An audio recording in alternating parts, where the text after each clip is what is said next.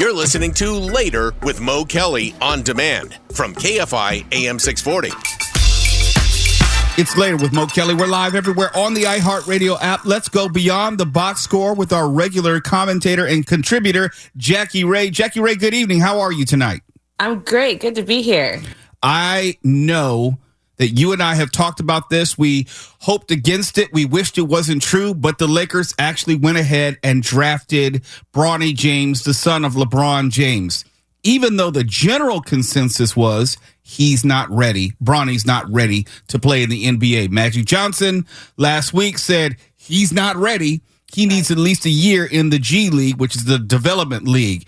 Now the season is upon us. October 4th, the Lakers start the preseason against the Minnesota Timberwolves. The Lakers are going to make a big to-do about this. Where do you think all of this is headed for the Lakers? The Lakers kind of realize something that we all know. It's just good basketball if you have some sort of drama, something that people can talk about, agree with, or disagree with.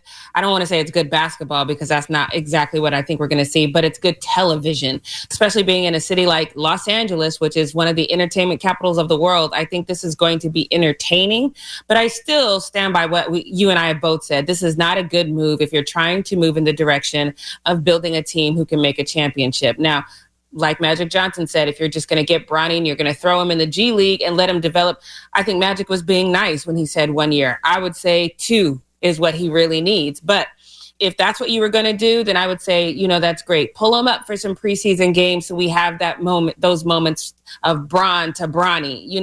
That looks great in a preseason game. But if you're trying to win a championship, then this is not a phrase I should hear commentators saying a lot during the regular season. I don't believe that the Lakers are trying to win a championship. I think they're trying to be interesting, and you can win the headlines that way. People will come to the games to see Bron and Bronny. I get the marketing aspect, but like you, I don't see the basketball picture of it. And they have a new coach in J.J. Redick. I don't know what that's going to be. That's an entertainment move as well. Right. The Lakers will always be at the top of the conversation list. I don't know if they'll be at the top of the standings. Now, when people will say, or if they're not familiar with LeBron James Jr., Bronny James, why he's not ready, well, let's just quickly review. He did not dominate on the high school level. Right. He did not dominate on the college level, only playing 1 year and coming off the bench and was injured for much of that season. In other words, he has not shown that at any basketball level he is a superior talent or elite athlete. Now, he may turn into that. I say may. The evidence doesn't support that, but he may. I'll give him that room for growth. But if this doesn't pan out or it turns out to be a horrendous failure on the court, what do you think this means, if anything, for LeBron James Sr.'s legacy? I don't think this impacts his legacy in the way that people might say, oh, his son has to succeed. I mean, his son has already succeeded in a way. LeBron James has proven that the name LeBron James carries so much weight that his son can get into the league and he's not ready. I don't really co-sign on the fact of, he's taking a spot from someone who deserves it, because like it or not, nepotism is real. I don't have children, but I've said this before. If there's a road that I can make a little bit easier for my goddaughter, I'm going to do it. And so I don't have a problem with this per se. So I don't think this impacts his legacy. I do think a lot of people are saying Bronny's ready, but I would say that's the power of social media, because we only see the great clips. We only see him dunking. We only see him doing great passes. Nobody who is around. But again, that speaks to LeBron James's legacy, because he knows what it's like to come into a league in a time where social media is not prevalent and you are doing great things, but you're scrutinized over the top, the scrutiny that you're receiving. So now he can kind of facilitate what goes out with his son and, of course, those around him. So I don't think that this really impacts his legacy in that way. I don't even know if he's thinking about it, because everything points to LeBron is thinking about his last day in the NBA. He is thinking about what's next. And so for him, I think having his son in the league as he moves on to other things solidifies his legacy for him. Now, what that does for other people, other commentators, I don't think that matters to him. For him, it's that he's leaving behind a legacy. And let's not forget, Bryce is on the way. And I think Bryce is going to be exponentially better than Bronny. This is going to be a long-winded question, so bear with me. And I don't want to go too far inside basketball, but I think this needs to be said. LeBron James Jr. is maybe 6'2". He's an undersized guard. but he doesn't play point guard. He plays the shooting guard. In other words, his ball handling skills as of this moment are not NBA level. Right. I don't know if there's any real position for him in the league. I don't know if he can guard point guards, and he'll be probably guarding the off guard, which is usually 6'5" or taller. I don't know if there is a place for him in this league. I don't know, and LeBron James has said this, that he doesn't want his son calling him dad on the court. Well, thanks for that, LeBron. But my question is, what happens if and when he starts messing up and LeBron is forced to treat him on the court like any other player that he would yell at, that he would wave off, that he would disrespect? Would he treat his son the same way as he would, I don't know, D'Angelo Russell? I'm not so sure. I think he would. LeBron basketball player is definitely different than LeBron dad, than LeBron husband. And the way he sees the game, and we've seen this, if you're really paying attention, we've seen this. His relationship with Anthony Davis, I think, is great. But there's times where he has called out and got in Anthony Davis' face and has yelled at him, and then they be going back and playing on PlayStation later. His mind flips when he is in basketball mode. The question really is Bronny ready for that? Because when you're at a level of professionalism and you know you're playing with one of the GOATs of the game, you have to mentally be ready for that. Bronny has experienced dad his whole entire life. He's never been on the court. So now the question is, because if they're playing together, it is going to happen, because Bronny is going to make some really over-the-top boneheaded mistakes because he's not ready. And then when you add the fact that he's not ready, and then the nerves, and then the spotlight, and then all the scrutiny that comes with it, I know he says he doesn't pay attention, but we can all throw that out the window. Everybody pays attention. Oh, everybody does, because I remember how Kobe Bryant flamed out in the playoffs his rookie year against Utah with a bunch of air balls. All these people are human. But speaking of humans, one more question before we go to the break, talking about legacies. Does this mean anything one way or the other for Jeanie Buss? I honestly believe that Rob Pelinka, the GM, this is his last hurrah. If this team doesn't do well, I mean very well, I think he's out. But Jeanie Buss, it's a different story. She's not going anywhere. She's not going to be voted out. She's not going to lose control of the team. How do you think she will be viewed in the league, or at least amongst Laker fans? I think whatever negativity Jeanie Buss receives, she deserves. One of the things that she said that I scrutinized her for, and everybody got mad at me, but there was a moment in time, I forget the boneheaded move she had made with the Lakers, but then like a week later, it was the birthday of Kobe Bryant, and she said, I really miss my friend and him telling me what to do. And that to me signified, okay, there is the proof that I needed, that LeBron is telling you what to do. If you are incapable of running a franchise independently of the feelings and the requests of the players, you are in the wrong business. And she needs to take a hard look at herself. KFI AM 640. We're live everywhere on the iHeartRadio app. When we come back, we have more basketball talk. But I don't know if everyone saw this. There's this clip which has gone viral between Spike Lee, the film director, and also Kelsey Plum on the court. Now, we all know that Spike Lee is a huge basketball fan, and we know that he loves to talk trash to players on the court. If you know anything about him and Reggie Miller, this is nothing new. But it's new when it includes a WNBA player, and there's the male-female dynamic. We'll get into that next. You're listening to Later with Mo Kelly on demand from KFI AM 640. KFI, Mo Kelly and Jackie Ray, we're all live everywhere on the iHeartRadio app. And as we continue to go beyond the box score, we talked about the WNBA and we talk about the NBA. But what about the intersection? You have Spike Lee, who's world known as a film director, but also as an avid basketball fan, of course, of the Knicks. But what happens when he starts trash talking a female WNBA player in the name of Kelsey Plum, and she gives just as good as she gets? How do you think? I've seen the clip, and you've seen the clip. What does that do for the WNBA, and is there something uncomfortable about the male-female dynamic of the trash talking? Not to me. I loved every single aspect of it. I think that every single WNBA player would tell you that they love this moment. Kelsey Plum actually in the postgame talked about it. She said she can't say on the microphone what was said in between them. She said, but she loves seeing him there, and she loves the fact that he's so supportive of the WNBA. So I think the trash talk is great. One of the things that I kind of laughed with my friend about when I was watching that game, I was like, now see, if that had been somebody in the NBA, they would have called the security and asked them to be escorted out. But that's not happening in the W, because the W is in this very unique time where they appreciate. Now, some of the views that they've been getting is toxic. Whatever Spike Lee says, it was not toxic. It's all in good fun. They both were ended up laughing at the end of it. And I think that in our society, sure, the way people now are, every little thing has to have some deeper meaning to it. It could be like, oh my God, look at how this man is talking to this woman. But Kelsey Plum goes by K-Dog. She's got that dog in her. Like, she does not care about this man talking stuff on the sideline. She welcomes it. I thought it was a great moment. I said a while ago, I think to you and definitely to other folks, the WNBA is going to need those sideline celebrities, be it Jason Sudeikis or Spike Lee or any number of celebrities who are now gravitating toward the WNBA game. And since they're getting these prime television slots like Sunday on ABC at noon, you know that the celebrities are going to start coming out. Where do the celebrities fit in this game as far as you are concerned? Celebrities who know the game are great. I think celebrities specifically like Spike Lee are great because he's been around so long. I mean, the Sparks haven't won in forever, but it would be great if see if like Jack Nicholson, like if he was on the side, that would be great because these are celebrities that are constantly present at games. I'm not a Drake fan, but Drake is constantly present at certain games. So if he starts going to games, in Toronto, I think that'll be great.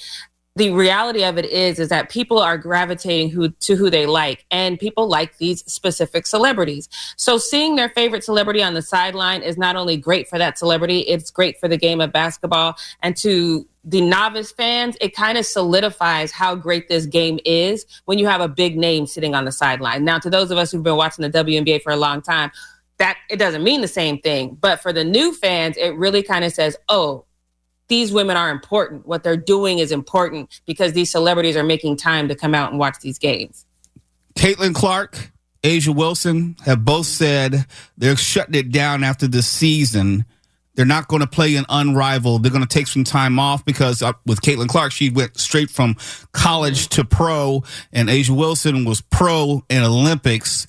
Does this mean, because you have increased viewership and increased interest, that players will now have the ability to not go overseas in the off season? No, it doesn't mean that at all. It means Caitlin Clark and A'ja Wilson don't have to because they have the endorsements that they can relax. Everybody else needs to be looking. Kelsey Plum probably doesn't have to. I just saw a commercial with her and Giannis Antetokounmpo and his brother. She probably doesn't have to. She has a shoe deal as well. So there are certain individuals that don't have to go overseas. But the reality of it is I have to work 5 jobs to do it, but I make more than the average person in the WNBA. So the reality of it is no, they're still going to have to go overseas. I would prefer them to play in Unrivaled. I know there's not enough slots for everyone to play in Unrivaled, but when you're talking about safety, when you're talking about building the WNBA, we don't watch them when they're overseas. We see highlights, but we're not watching teams play in China or in Germany. We're not watching that. So to have the continued eyes on the league, I think playing in Unrivaled, if you're going to play year round, is your best bet, although you're probably still going to make more money overseas. So it's going to take time. What do you think, if anything, the jailing of Brittany Griner did for the perception of WNBA players and considering Russia? Is Russia now just a done deal where nobody's going to go, or are they still going to test those waters? Because they're paying good money. They're paying. I think Russia and Germany pay the best. So if you've got to go, that's where you want to go. But when you're talking about, now let me just say this because I haven't talked to every single person in the league, but from the people that I have talked to, nobody's going to Russia. And I think when you're talking about just as American citizens as a whole have been encouraged not to go to Russia because of what can potentially happen to you, even if you're not a celebrity. So no one in my knowledge is going to Russia, and no one in the future. Russia has pretty much shot themselves in the foot, in my opinion, on getting another American player to play over there ever again. I get it, and I don't blame them. Jackie Ray, what are you working on? So I am excited about this. Actually, the next 2 weeks of the Jackie Ray Show, which came back last week. If you missed it, you can go check that out. It was a great episode. Olivia Nelson-Ododa was on there. Plus, I had Jax from Watch Me Sports Bar, which I'm going to go to tonight. It's here in Long Beach. It's a girls' bar, so go check it out. But this week, we're really going to start breaking down some of the things that people say about both presidential candidates, whether it's true or not true. We're going to break down what's true and what's not true. We're also going to break down, if you live in SoCal, there's going to be some measures on the ballot that I honestly don't think are getting enough attention. People don't know what they're voting on. And so we're going to start breaking those down, making sure you understand it. So when you do go out and vote, you can make an informed vote. And then next week, I'm going to have Anthony Holmes. He is a person who works with the refuse department here in Long Beach. I wrote an article about him and the discrimination that he's experiencing. So he's going to be on the show. So that's going to be fun as well. All right. Talk to you soon, Jackie Ray. Talk to you soon. It's Later with Mo Kelly, KFI AM 640 live everywhere on the iHeartRadio app. You're listening to Later with Mo Kelly on demand from KFI AM 640. Bill Maher, Real Time with Bill Maher. He is a political pundit. He is a comedian. He's a podcaster. He has a voice in many spaces and places. But Bill has gone through this change. It seems like he's socially inquisitive. It seems like he's asking questions as if he actually wants to know the answer. And I don't think he does. And here's why I say this. Because Bill is asking questions at the wrong time of the wrong people, supposedly in search of the right answers. And if you're in search of the right answers, then you have to be more mindful of to whom you're speaking and also how you're fielding your knowledge base, what type of information you're trying to gather that you come to your conclusions. Now, I don't know if he listens to me. I know he knows who I am because I've criticized him publicly many times. And he's very sensitive to being criticized. So I know he's aware of me. He's never asked me on his show. I doubt that he ever will. But if you want some sincere answers to his questions, he would do better and listen to me. Here's what I mean. On his most recent show, Friday night, he was asking about two things surrounding the Me Too movement. First, he had this view about cancel culture, and he asked a question seemingly sincere, but to whom he was asking it and how it was being posed, it says to me that either you don't want to know the answer or you don't want to ask the right person for the answer. Here's Bill, his latest commentary on cancel culture. We're at a strange place in this country. Like, the people who want to find somebody guilty, even when there are investigations and they're exonerated, sorry, not good enough. Kevin Spacey had two completely innocent in two countries. Sorry, we don't care. You're still out. Doesn't matter what. Either you believe in the rule of law or you don't. No? Okay, let me address what he's saying. He's basically saying, well, if someone is found not guilty, not innocent, but not guilty in a court of law, then that person, he or she, should be made whole, or their life goes back to where it was before the criminal allegations or the sexual misconduct allegations came down. I completely disagree with that. Just because someone is either found not guilty or finds some degree of exoneration, it does not mean that you deserve a paycheck. It does not mean that everyone is going to feel comfortable working with you or offering $1 million part to you or putting you in their movie or TV show. Those things are completely separate. And let me just point to O.J. Simpson. He was found not guilty, the first case, the criminal murder case, in a court of law. No one was begging for him to get a job, right? No one thought that he should be made whole. No one thought that, well, he should be going back to doing a comedic appearances and he should be back in movies now. Why? He was found not guilty. No, it just meant that he was found not guilty. It did not mean he was innocent. And either way, enough people were uncomfortable at the idea of providing a safe space for O.J. Simpson. Kevin Spacey, yes, he's been found not guilty. He's been exonerated or charges have mysteriously disappeared because the person who was accusing him dropped the charges. But it doesn't mean, and I'll give you a perfect example. A lot of these times, these actors or actresses or people, they may be found not guilty of the things which are publicly known, but the behavior is so pervasive. There are other instances that people in the know, people in the industry know about, that they don't want to have anything to do with him. Same with R. Kelly. I'll use him for example. R. Kelly, he was a known quantity. He had a child pornography case against him many years before this recent spate of cases in which he was eventually found guilty and locked up, presumably for the rest of his life. I worked in the music industry at the time. His behavior was well known. It's just that a lot of people either did not want to mess up the gravy train, or the people who were willing to come forward were not believed. So just because R. Kelly was found not guilty of that first child pornography case in which he was viewed having sex with a minor on a videotape, and he wriggled his way out of that, it was later found out that he was paying off witnesses, tried to jury tamper, and all those things. His career had a precipitous drop after that because people did not want to associate themselves with him or his ongoing behavior. And as it turned out, that ongoing behavior turned into criminal behavior, and the rest, they say, is history.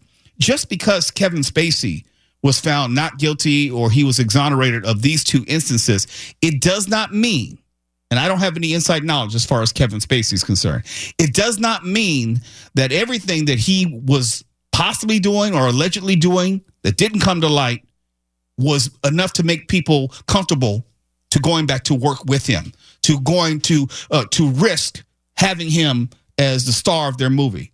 Sometimes it's okay to say no to someone.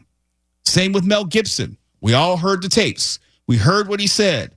It doesn't matter to me, and if you were here, we've tried to get him on the show. It doesn't matter to me whether someone hires him or not.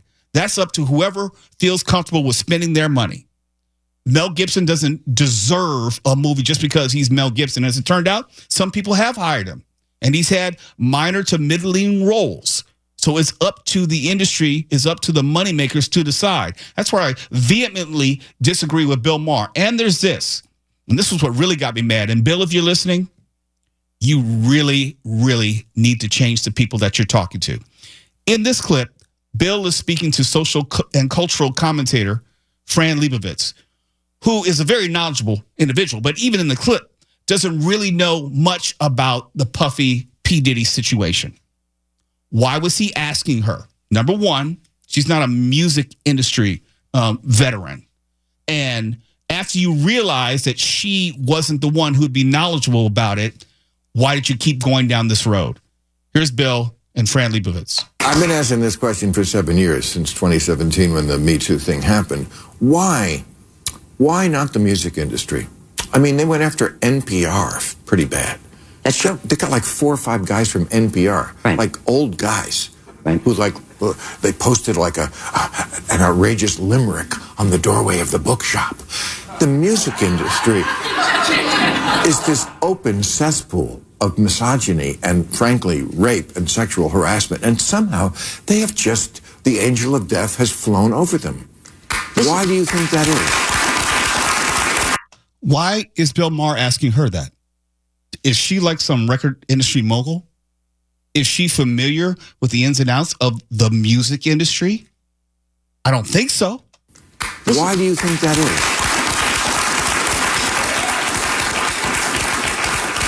I think it's because this is a capitalist country and the music industry is much more lucrative than NPR. No, that is not it. That has nothing to do with it. Zero. Completely wrong. That would be my guess. But it's not more... Yeah, don't applaud that. That's just asking the wrong person and then clapping for the wrong answer. It's categorically incorrect. That would be my guess. But it's not more...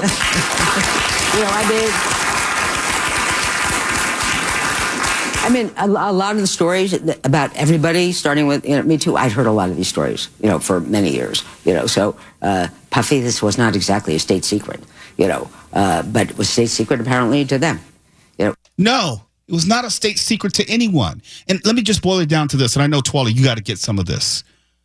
The issue was that the danger was real in the music industry.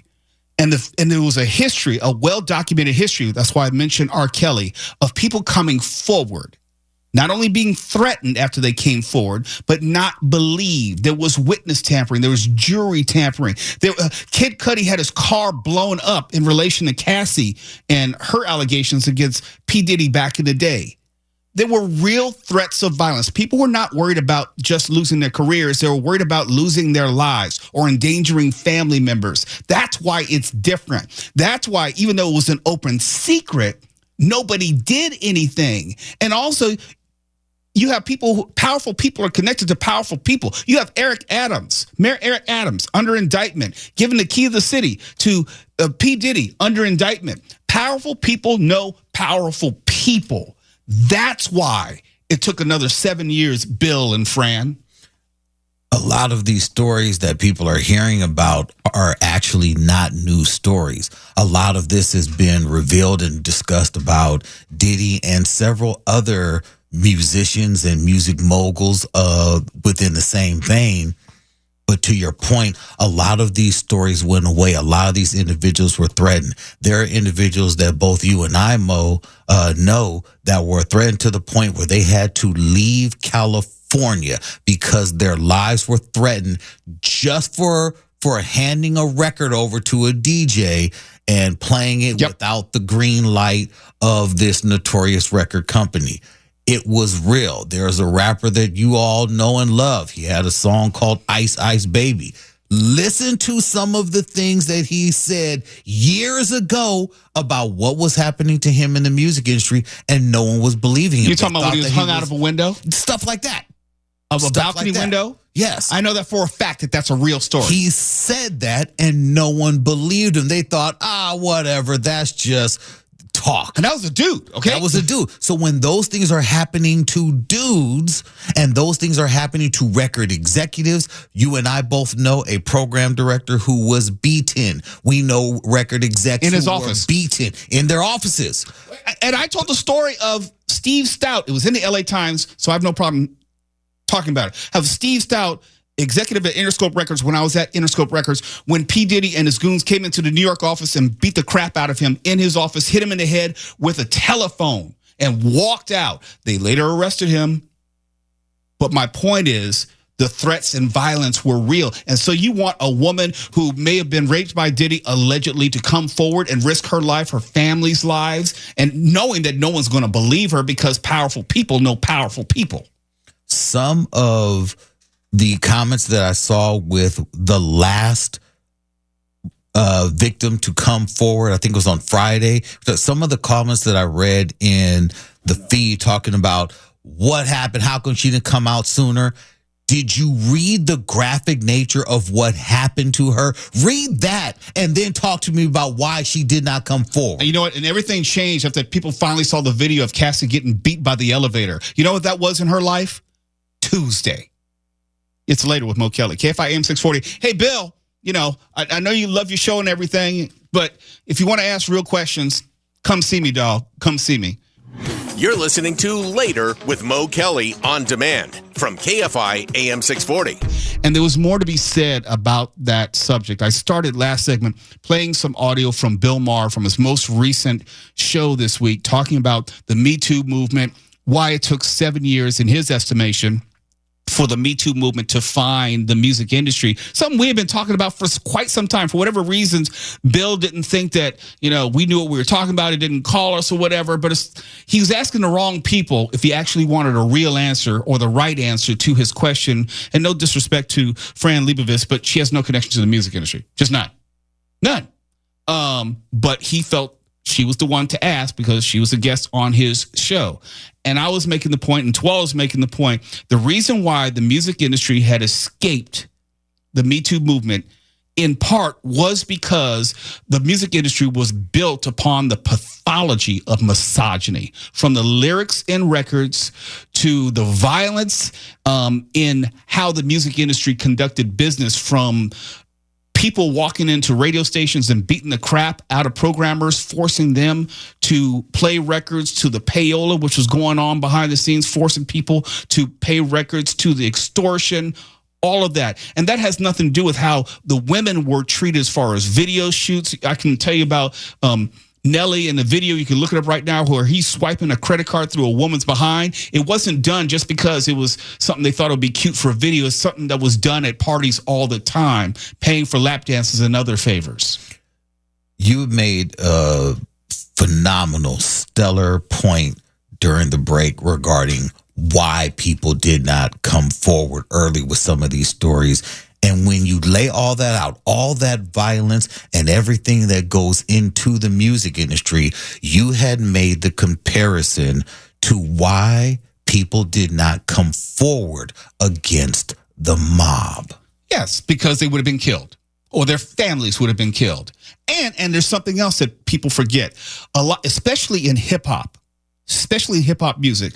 A lot of the record companies, and I'm not going to call any names because there's still people alive out there who can do stuff. A lot of the hip hop record companies were directly related to the drug trade. They were fronts for the drug trade. A lot of the companies were run by drug lords, and they had violence all around them. The music was a way of laundering what they were doing in the drug scene. That's all I can say. Yeah, no, there are stories that you can Google, and maybe you will believe them now about some of the illicit trade that happens within rap music.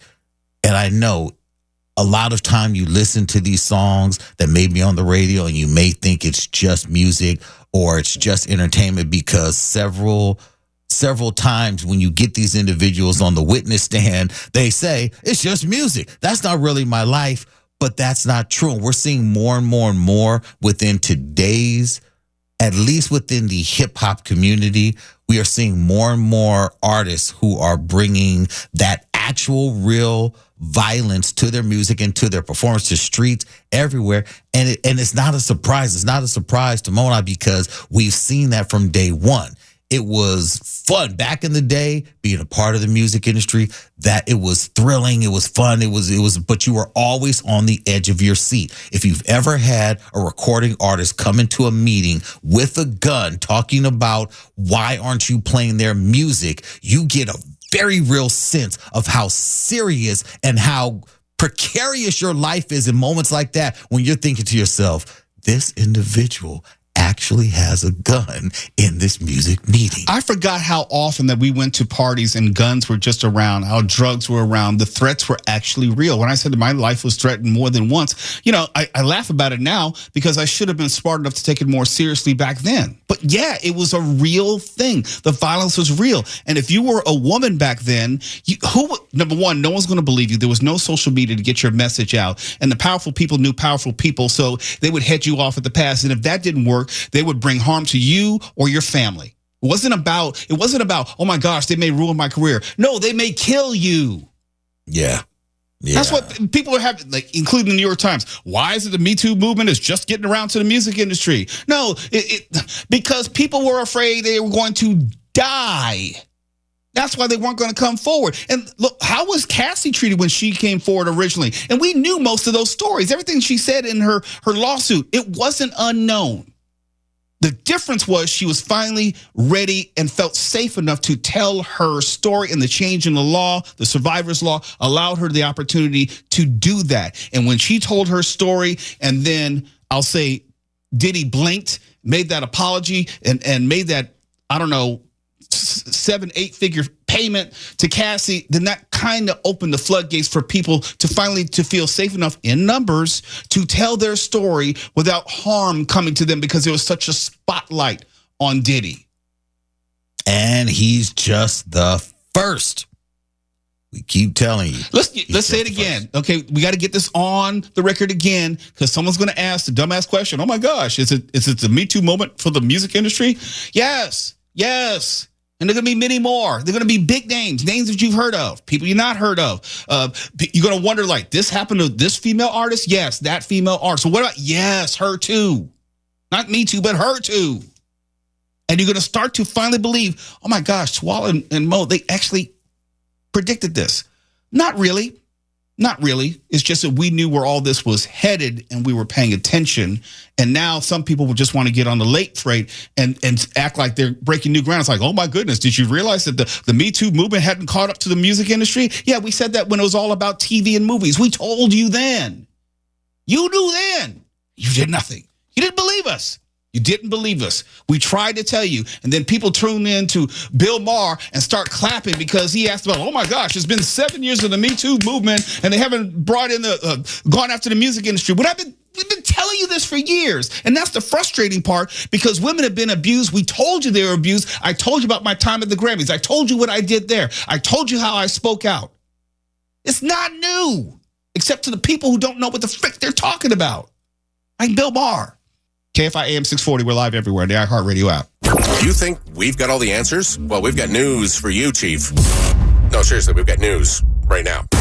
KFI. And KOST HD2. Los Angeles, Orange County. Live everywhere on the